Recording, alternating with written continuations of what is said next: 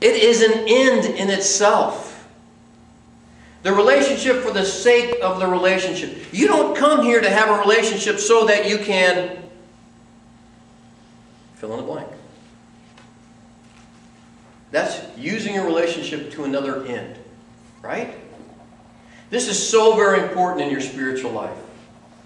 God does not have a relationship with you so that He can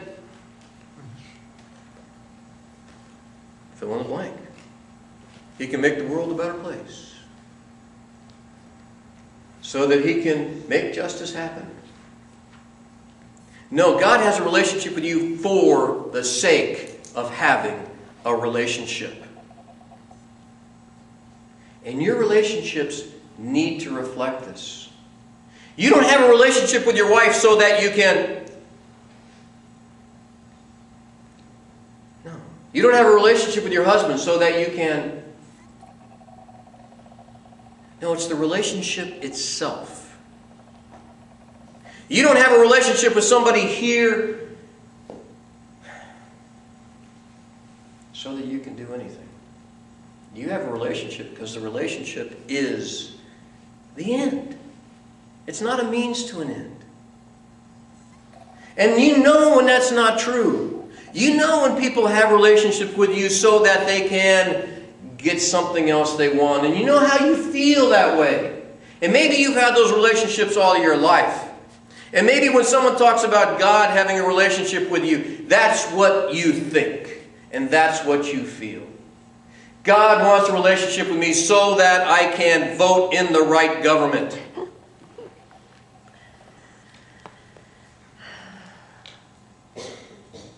God wants a relationship with me so that I can end all injustice and wrongs.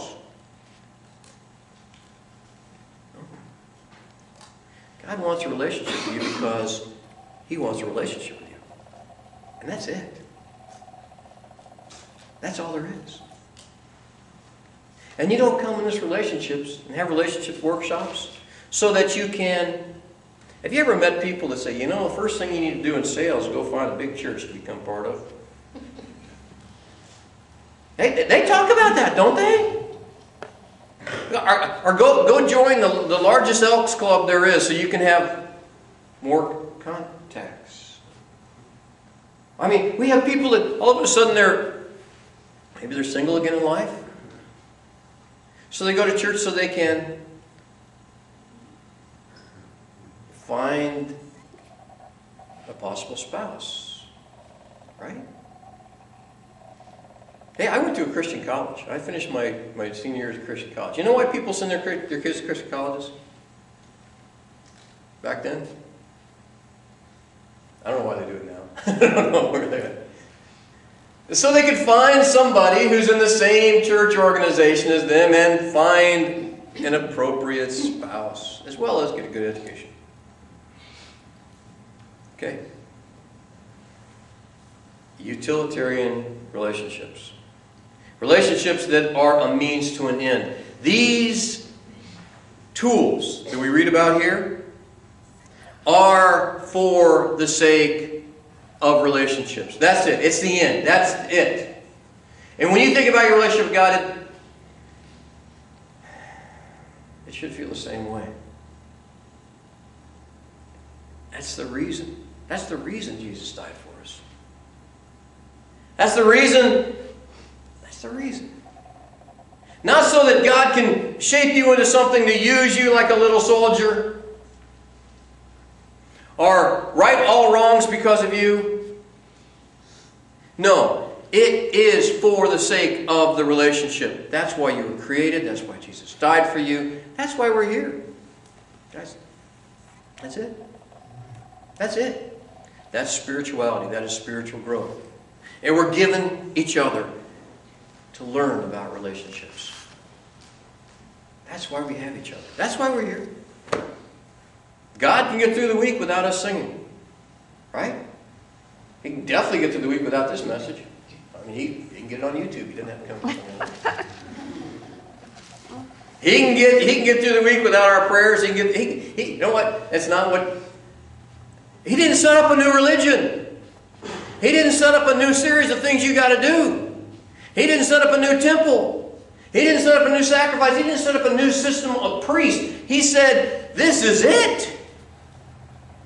This is it. I've given you all you need. I've told you about me. Tell me about you. Come, let's walk in the garden together. Why? I just want to walk in the garden with you. That's it. What, are we going somewhere? No, we're just going to walk in the garden. That's all we're going to do. So easy to forget. Sometimes it's so easy to forget when we look at passages like this. We try to make these into laws. And we try to measure ourselves against anybody else. How am I doing compared to, how am I doing compared to how I was? How am I doing? No. How are your relationships? Do you feel loved? Are you capable of loving? Do you feel joy? Do you feel patience? Do you feel peace? Do you feel those things? Are you? That's what God wants for you. All right. This morning, we're going to sing an invitation song because we can't get through the week without singing an invitation song. We got to have one. It says right there in 1 Church, chapter 2. No. We sing one because if someone needs some encouragement, if there's something we can do as a congregation to help you, if there's prayers you need to bring forth, if you want to talk about your need to study about what it means to become a Christian, we have this invitation song.